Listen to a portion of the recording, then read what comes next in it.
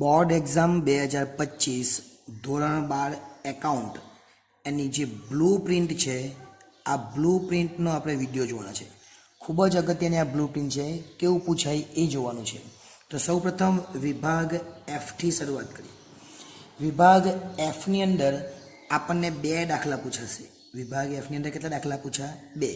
એક દાખલાના 11 માર્ક્સ, એટલે વિભાગ એફ એ આપણા માટે 22 માર્ક્સનો થશે. 2 દાખલા કયા કયા જોઈ લે. દાખલા નંબર 1 અને દાખલા નંબર 2 ક્યાંથી પૂછાશે એ પણ જોઈ લે. તો પહેલો દાખલો જે આપણને છે વિભાગ એફની અંદર એ ભાગ 1 માંથી પૂછાય અને બીજો દાખલો ભાગ 2 માંથી પૂછાય. પહેલો દાખલો ભાગ 1 માંથી અને બીજો દાખલો ભાગ 2 માંથી. પણ ભાગ 1 નું કયું ચેપ્ટર? તો ભાગ 1 નું બીજું ચેપ્ટર અને અહીંયા ભાગ 2 નું ત્રીજું ચેપ્ટર. અને આ બંને વાર્ષિક હિસાબો છે. શું છે? વાર્ષિક હિસાબો. એટલે વાર્ષિક હિસાબમાંથી આપણને 2 દાખલા વિભાગ એફમાં પૂછવાના છે. પહેલા વિભાગનો વાર્ષિક હિસાબ એમાંથી 1 દાખલો, બીજા વિભાગનો વાર્ષિક હિસાબ એમાંથી 1 દાખલો. એટલે ટોટલ આ વિભાગ આપણા માટે કેટલા માર્ક્સનો થશે? 22 માર્ક્સનો થશે. એટલે આ ખાસ ધ્યાન રાખવાનું, 22 માર્ક ખૂબ અગત્યના છે. ત્યાર પછી વાત કરીએ તો વિભાગ ઈ. વિભાગ ઈની અંદર આપણને ટોટલ 5 દાખલા પૂછવાના છે. કેટલા દાખલા પૂછવાના છે? ટોટલ 5. પણ 5 માંથી લખવાના કેટલા? 3. ટોટલ દાખલા પૂછવાના 5, 5 માંથી લખવાના 3. દરેક જે દાખલો છે એ દરેકના 8 ગુણ છે. જે દરેક દાખલા છે એના 8 ગુણ. એટલે ખરેખર જોવા જઈએ 8 × 40 માર્ક્સનો આ વિભાગ કહેવાય. પણ લખવાના 3 જ, એટલે ખરેખર 24 માર્ક્સ છે. એમ પૂછાય કેટલા માર્ક્સનું? 40. લખવાનું કેટલા માર્ક્સનું? 24 માર્ક્સનું. જોઈએ કયા કયા પોઈન્ટ પૂછવાના, એટલે કે કયા કયા દાખલા પૂછવાના એ. તો એ દાખલા પૂછવાના છે 5, એટલે 1, 2, 3, 4 અને 5 આપણે એમ લખી દઈએ. હવે 5 દાખલા કયા કયા પૂછવાના એ જોઈ લે. કયા કયા 5 દાખલા? તો ભાગ 1નું જે 5મું ચેપ્ટર છે એને કહેવાય પ્રવેશ. એમાંથી 2 દાખલા પૂછાય. ભાગ 1નું જે 6થું ચેપ્ટર છે એને કહેવાય નિવૃત્તિ. એમાંથી 1 દાખલો પૂછાય. આ થયું ભાગ 1ની વાત. એટલે ભાગ 1માંથી ટોટલ કેટલા દાખલા પૂછાયા? તો ભાગ 1માંથી 3 દાખલા પૂછાયા. એક દાખલાના 8 માર્ક્સ, એટલે 24 માર્ક્સ કહેવાય. લખવાના ખરેખર તમારે 3 જ છે ને આ 3 લખે તો પણ ચાલે. હવે વાત કરીએ ભાગ 2. તો ભાગ 2ની અંદરથી 2 દાખલા પૂછવાના. એમાં ચેપ્ટર નંબર 1 છે શેર મૂડીવાળું જે ચેપ્ટર છે તે. ઇક્વિટી શેર મૂડી જે આવે ને એ ચેપ્ટર છે તે. એમાંથી કેટલા દાખલા પૂછવાના? 2. આ ભાગ 1ના ચેપ્ટરમાં ભાગ 2 એનું ચેપ્ટર નંબર 1 એમાંથી 2 દાખલા. એટલે એ કેટલા થયા? 2 × 8 એટલે ખરેખર 16 થાય. એટલે 24 ને 16 40 થાય. પરંતુ તમારે 3 લખવાના, એટલે 24 માર્ક્સનું તમે લખી શકો. 2 દાખલા ન આવડે તો પણ વાંધો આવે નહીં. એટલે આ વિભાગ કેટલા માર્ક્સનો છે? 24 માર્ક્સનો છે. હવે વાત કરીએ વિભાગ એના પછીનો, એટલે કે વિભાગ ડી. વિભાગ ડી જે છે આપણે 2 વિભાગ જોઈ લીધા અગાઉ. કયા કયા વિભાગ જોયા? તો આપણે એફ જોયો અને આપણે ઈ જોયો. હવે આ ડી છે એ ડી વિભાગ પણ આપણા માટે ખૂબ અગત્યનો છે. કારણ કે ડી વિભાગની અંદર 5 માંથી આપણે 3 લખવાના છે. 5 માંથી કેટલા લખવાના? 3. અને દરેકના કેટલા ગુણ? દરેકના ગુણ છે 4 ગુણ. એટલે ખરેખર જોવા જઈએ તો 5 ચોક 20 માર્ક્સનો વિભાગ છે. પણ આપણે લખવાના 3 જ, એટલે 3 ચોક 12 માર્ક્સનો આપણે એમાંથી લખી શકીએ. કેટલા માર્ક્સનો લખી શકીએ? 12 માર્ક્સ. અને 12 માર્ક્સ આપણે સરળતાથી મેળવી શકીએ એમ છે એની અંદર. જોઈએ કયા કયા 3 લખવાના છે. 5 છે એટલે 1, 2, 3, 4 અને 5 આપણે આ રીતના લખી દઈએ. ચલો 5માં કયા કયા? તો આપણે વાત કરીએ પહેલાં 5ની અંદર આ જે છે 2 પ્રશ્નો પૂછવાના. આ 2 પ્રશ્નો એ આપણને પાઘરીમાંથી પૂછાય. પાઘરી એટલે શું? તો પાઘરી એટલે ભાગ 1નું ત્રીજું ચેપ્ટર. ભાગ 1નું જે ત્રીજું ચેપ્ટર છે એમાંથી 4 માર્ક્સવાળા કેટલા પૂછાય? 4 માર્ક્સવાળા 2 પૂછાય.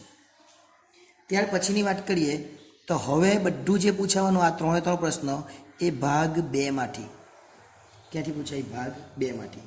ભાગ 2નું જે ચોથું ચેપ્ટર છે એમાંથી 1 નાણાકીય પત્રકોવાળું છે.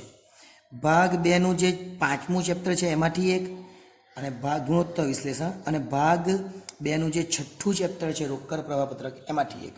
એટલે ભાગ 2માંથી જોવા જઈએ તો ભાગ 2માંથી કેટલા દાખલા પૂછાય? ભાગ 2માંથી 3 દાખલા પૂછાય. પણ આ જે ચેપ્ટર છે ને પાઘડી, એ બહુ એકદમ જ સરળ ચેપ્ટર છે, એકદમ ઇઝી ચેપ્ટર છે. એટલે આ 2 તમારે કરી નાખવાના. એટલે કહેવાય શું આમાંથી? તો ભાગ 2માંથી આપણે 1, 2 ને 3 એમાંથી કોઈ એક જ દાખલો કરે ને તો પણ ચાલે. કારણ કે આપણે લખવાના કેટલા છે? 5માંથી ટોટલ 3. 2 તો પાઘડી તમે કરી જ દેજો, કેમ કે એકદમ ઇઝી છે. અને ભાગ 2 જે છે એમાંથી એક દાખલો કરવાનો. એટલે 5માંથી આપણા 3 થઈ જાય, દરેકના 4 ગુણ. એટલે આ વિભાગ 12 માર્ક્સનો જે છે એ આપણને સરળતાથી આવડી જાય. એટલે આ વાત થઈ વિભાગ F, E અને Dની. હવે વાત કરીએ વિભાગ C. જે વિભાગ C છે એની અંદર શું પૂછાય? તો વિભાગ C ની અંદર જોવા જઈએ આપણે તો વિભાગ C માં 6 દાખલા પૂછાય. 1, 2, 3, 4, 5 અને 6 આપણે લખી દીધું. ટોટલ દાખલા કેટલા પૂછાય? 6. ચલો 6 દાખલામાં જે પહેલા 2 દાખલા છે, પહેલો દાખલો એ ભાગ 1ના પહેલા ચેપ્ટરમાંથી, બીજો દાખલો ભાગ 1ના ચોથા ચેપ્ટરમાંથી, અને ત્રીજો ને ચોથો દાખલો ભાગ 1ના 7મા ચેપ્ટરમાંથી. એટલે આટલી વસ્તુ જે છે એ ભાગ 1માંથી પૂછવાનું. ભાગ 1ના પહેલાં 11 દાખલા છે ને ચેપ્ટર 1માં, એ કરી લેવાના, એમાંથી એક પૂછાય. ભાગ 2નું પેલું લાભ ને ત્યાગવાળું છે એમાંથી પૂછાય, લાભ અને ત્યાગ, પુનર્ગઠન. અને આ જે છે એ આપણને વિસર્જનમાંથી 2 પૂછાય. ટૂંકા ટૂંકા દાખલા છે, આમનો જેવું પૂછાય. હવે વાત કરીએ આ ચેપ્ટર, એટલે કે બાકીના 2 દાખલા ક્યાંથી પૂછાય? તો બાકીના 2 દાખલા ભાગ 2નું બીજું ચેપ્ટર, એટલે શું? ડિબેન્ચરના હિસાબો. જે ડિબેન્ચરના હિસાબો નામનું ચેપ્ટર છે એમાંથી 3 માર્ક્સવાળા 2 દાખલા પૂછાય, એટલે 6 માર્ક્સ. ખરેખર જોવા જઈએ તો દાખલા કેટલા પૂછાવાના? 6. 6માંથી લખવાના કેટલા? તો 6માંથી આપણે લખવાના 4. એટલે 4 તાલી 1 3 માર્ક્સનો, એટલે 4 તાલી 12 ગુણનું આ જે છે વિભાગ છે એ કહી શકાય. એટલે આપણો આ જે વિભાગ છે વિભાગ C એ કેટલા ગુણનો છે? 12 ગુણનો. કારણ કે 6માંથી લખવાના 4, પણ આપણે દરેકના 3 ગુણ એટલે 12. હવે શું ઇઝી એ જોઈ લે. જો આ તો દરેકને આવડવાનું છે, આ પણ આવડવાનું જ છે. આપણે લખવાના 3 જ છે, લખવાના 4 છે, એટલે 2 તો આવડી ગયા.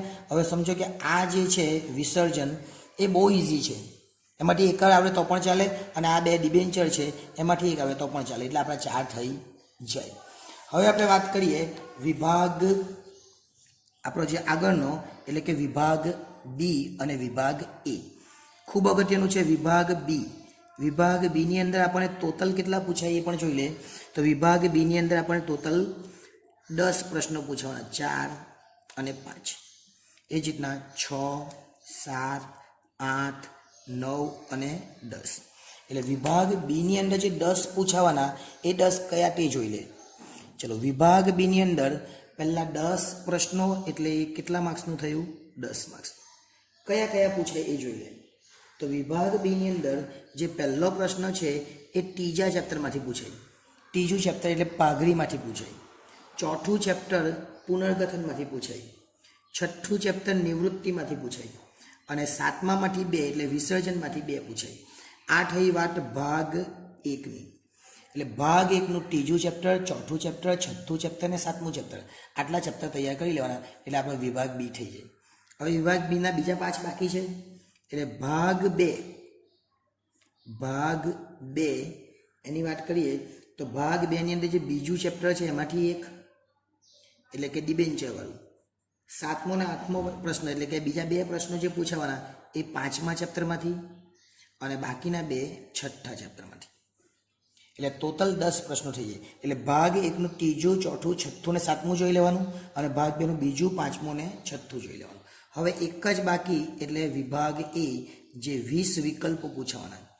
20 વિકલ્પો ક્યાંથી પૂછાય એ પણ જોઈ લઈએ, એટલે એમાં પણ મુશ્કેલી ન થાય. 20 અહીંયા લખી દઉં. 1, 2, 3, 4 અને 5, 6, 7, 8, 9 અને 10, 11, 12, 13, 14 અને 15, 16, 17, 18, 19 અને 20. એટલે 20 ક્યાંથી પૂછાવાના એ આપણે જોઈ લઈએ, એટલે એમાં મુશ્કેલી થાય નહીં. ચલો 20માં જોઈએ. પહેલો પ્રશ્ન ક્યાંથી પૂછાય અને બીજો પ્રશ્ન. તો પહેલો અને બીજો પ્રશ્ન એ ચેપ્ટર નંબર 1માંથી. ત્રીજો અને ચોથો પ્રશ્ન એ ચેપ્ટર નંબર 3માંથી, એટલે કે મતલબ કે 2માંથી નહીં પૂછાય. પાંચમો પ્રશ્ન ચેપ્ટર નંબર 4માંથી. છઠ્ઠો પ્રશ્ન પર ચેપ્ટર નંબર 4માંથી. 7 અને 8 ચેપ્ટર નંબર 5માંથી. 9મો પ્રશ્ન ચેપ્ટર નંબર 6માંથી. 10મો પ્રશ્ન ચેપ્ટર નંબર 7 અને 11મો પ્રશ્ન પર ચેપ્ટર નંબર 7. એટલે ભાગ 1ના આટલા ચેપ્ટર છે. આ જે ચેપ્ટર છે ને એ ભાગ 1ના છે. એટલે આ વાત થઈ ભાગ 1. ભાગ 1ના 7 ચેપ્ટરમાંથી શું પૂછવાનું એ જોઈ લીધું. હવે ભાગ 2 છે. આ જે ચેપ્ટર છે એ કયા છે? તો એ ચેપ્ટર ભાગ 2ના છે.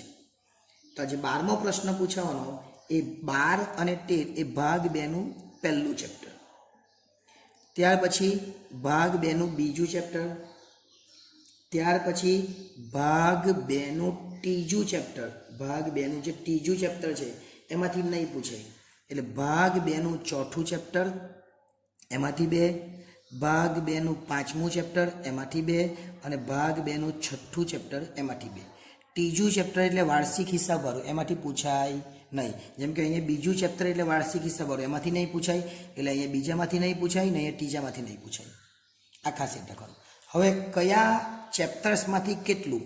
એટલે આપણે જોઈએ ભાગ 1 અને ભાગ 2.